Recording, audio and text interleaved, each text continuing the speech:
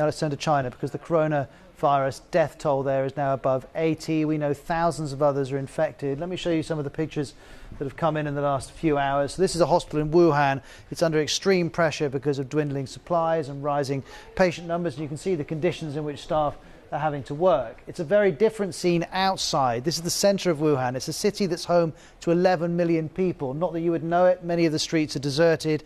People are being told they can't leave the city. They're being advised to stay indoors. Meanwhile, everyone else in China is being told, stay away from Wuhan. Next, this is Beijing. You'll see a number of people, well, not from that shot, but lots of people wearing face masks. This is much quieter than the public transport would normally be because people are simply reluctant to go out. And then this is really interesting. A factory in Fujian province in eastern China. It's desperately trying to meet the spiralling demand for face masks across China.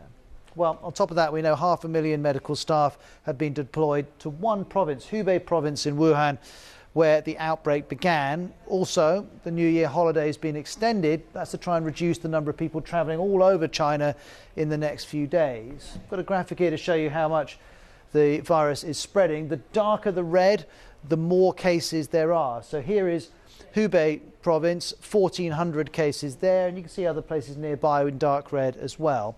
Most of the fatalities in Wuhan have been elderly people or those with pre-existing respiratory problems. Then this is a graphic from the World Health Organization showing us how it's spread outside of China. 44 cases from countries from as far afield as France, Australia, Canada, the US, Singapore, Cambodia, Vietnam, the list goes on. Almost every one of those cases is someone who had recently been to Wuhan. And there have been no fatalities outside China, I should add. Well, there's been a lot of focus on the mayor of Wuhan and how he's handled this crisis. Here he is on Chinese state TV. Facing a sudden virus outbreak, our continuous work wasn't performed well enough. I feel that our capability of dealing with a crisis needs to be improved. Well, for more on how the mayor's handling this epidemic, here's Celia Hatton. He has offered to resign if it's found that his efforts weren't good enough. He also admitted that they could have done more to slow down the spread of the virus faster. But he's also kind of, at the same time, blamed Beijing, blamed the authorities right at the central government, because he said, look, we wanted to spread the news faster, but we had to get Beijing's permission first before we could report that there was an outbreak. Well, hospitals in Wuhan are under severe pressure, as I was saying. One solution to this is simply to build a new hospital. This is a picture of China's premier visiting a construction site of a new 1,000-bed hospital in Wuhan. And the Chinese are in a rush with this. You can see the number of diggers involved. We're told engineers have been brought in from across China to help. The plan is to build this in days. Outside of Wuhan, well, in Beijing, the authorities have now closed the Forbidden City to tourists. They've also closed a section of the Great Wall of China. And many locals are either choosing not to go out at all or reducing going out to as low as possible. Here's one resident in Beijing. We were very scared. Today, if it was not for my wife, who had to come to the hospital for a prenatal exam, we would not come out. And let's hear from Kerry Allen. She's a China media analyst from BBC Monitoring. She's often on Outside Source. Here she is speaking about some of those affected. We're seeing that at least 30 provinces have implemented what's known as a level 1 kind of emergency, so to speak. And so a lot of schools, for example, across the country, they're now delaying opening their classes. I mean, I was speaking to friends this morning who are teachers in Shanghai, and they've been told by the local government that they shouldn't go out, and if they do go out, to wear a mask. They've been told that term times are now suspended for 3 weeks, and companies have to wait 2 weeks. So a lot of people are very much on hold. They don't know whether they're going to work or to school. They're frightened to go out. Well, this is happening. The World Health Organization has come out and apologized for miscategorizing the global risk posed by this virus. Last week it said the risk was moderate. Now it says it should have said it was high. And for more on how the WHO is coordinating with the Chinese authorities, here's Zhao Yunfeng from BBC Chinese in Washington.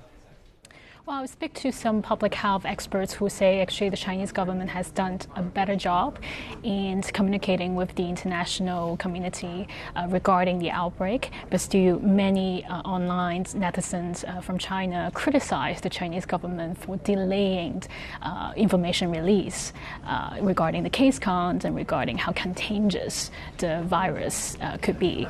Some people lash out at the governor of Hubei, who in a press conference yesterday had to correct himself not only once but twice over the number of face masks produced in his province, and many Chinese see that as a sign of incompetence and they're demanding for his resignation.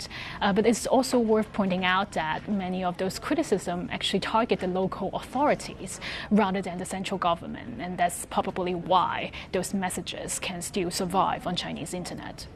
And to what degree are the holidays around the New Year complicating the authorities' response? Yes, so the Lunar New Year started on Saturday, but it's worth pointing out that Chinese celebrate the festival over the course of roughly 2 weeks. It's not only one day.